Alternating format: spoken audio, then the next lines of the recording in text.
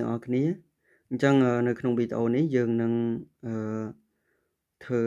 យើងនឹងរៀនអំពី section F further expansion អញ្ចឹងគេចង់និយាយអំពីការពលាតនេះឃើញអានេះវាមានតែ2តួឯដល់ពេលអាកសោមទី2នេះមាន3តួអញ្ចឹងនៅពេលដែលយើងពលាតទៅ2គុណនឹង3 6តួឃើញទេអញ្ចឹងអត់មានអីយ៉ាប់ទេគឺយើងគុណពលាតតែម្ដងអត់មានត្រូវចាំរូបមន្តទេឥឡូវឧទាហរណ៍ជាក់ស្ដែងត្មងមកអានេះអត់មានអីក្បាច់អីទេគឺយើងយក 2x គុណចូលគ្រប់តួនៃបំពង់កញ្ចក់ទី2ណាអញ្ចឹង 2x គុណជាមួយនឹង x ការ៉េវាបានទៅជា 2x ស្វ័យគុណ3ណាហើយច្បាស់អញ្ចឹងលេខគុណមួយលេខអក្សរគុណមួយអក្សរ 2x គុណជាមួយនឹង4វាបានទៅជាបូក 8x ការ៉េ 2x ដដែលគុណនឹង5វាទៅជា10 10x អស់ហើយមិនអញ្ចឹងអញ្ចឹងយើងយក3គុណចូលតួទីបំពង់កញ្ចក់ទី2វិញអញ្ចឹង x ការ៉េ 3គុណនឹង x ការ៉េវាបានទៅជាបូក 3 បូក 3x ការ៉េ 3គុណនឹង 4x វាបានទៅជា 12x ណា3គុណនឹង5បាន15បន្ទាប់មកចប់ហើយបងអូនគ្រាន់តែស៊ីសងវាមកណាស៊ីសងវាមកអញ្ចឹងអានេះx គូបអត់មានអីទេអញ្ចឹងយើងដាក់ x គូបមកវិញមកណាអញ្ចឹងវាទៅជា 3x គូប2x គូបហើយ 8x ការ៉េ8នឹង3វា11អញ្ចឹងវាបូកឲ្យ11x ការ៉េ 10x ជាមួយនឹង 12x វាទៅជា 22x 22x 15អត់មានអី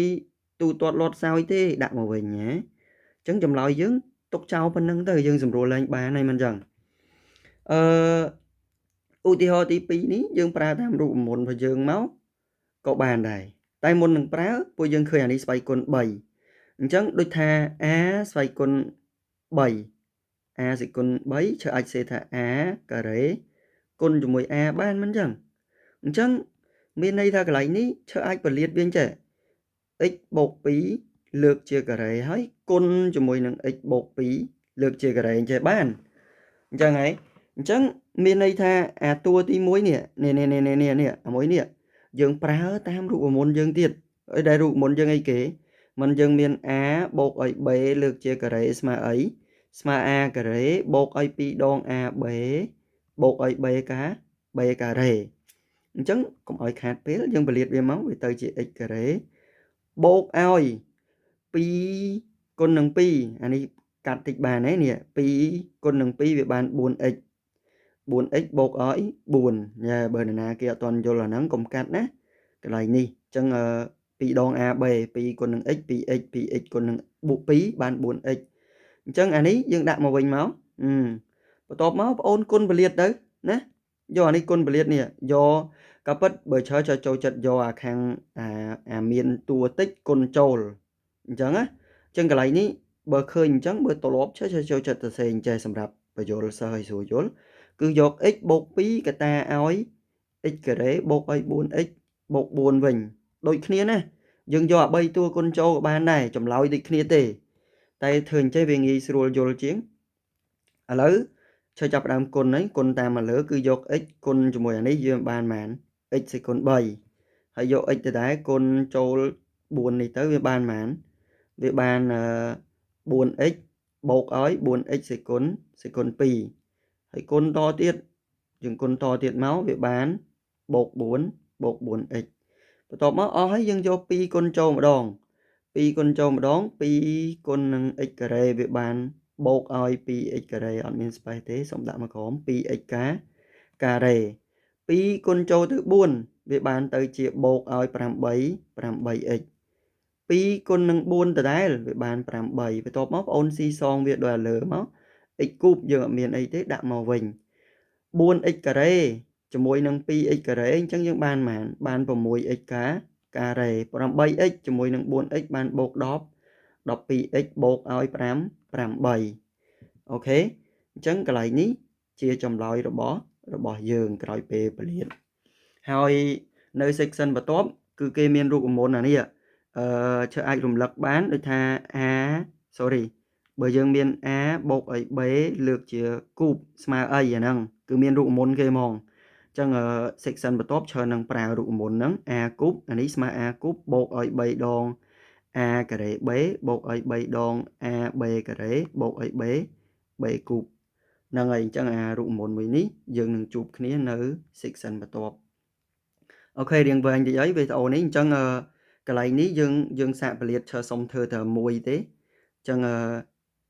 អានេះ x គុណចូលយើងបាន x ការ៉េ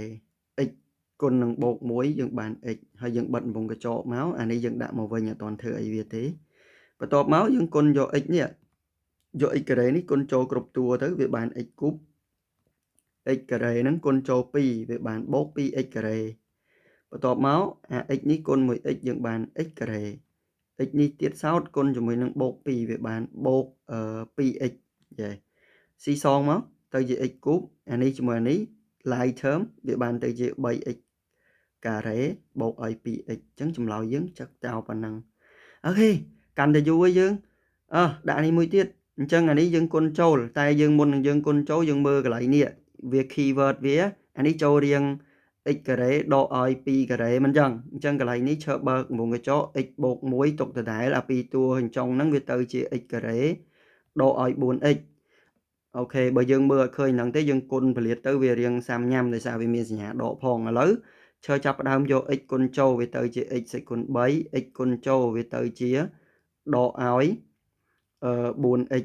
1គុណចូលដដែលបូកឲ្យ x ការ៉េ1គុណចូលដកឲ្យ4អាចស៊ីសងបានស៊ីសងបើស៊ីសងបានទេយើងគ្រាន់តែតម្រៀបវាមកបានហើយបើសិនជាប្អូនគុណពលាតទាំងអស់ចម្លើយចុងក្រោយបើធ្វើត្រូវគឺចម្លើយដូចគ្នាអូខេអញ្ចឹងវីដេអូនេះចប់ត្រឹមហ្នឹងបើប្អូន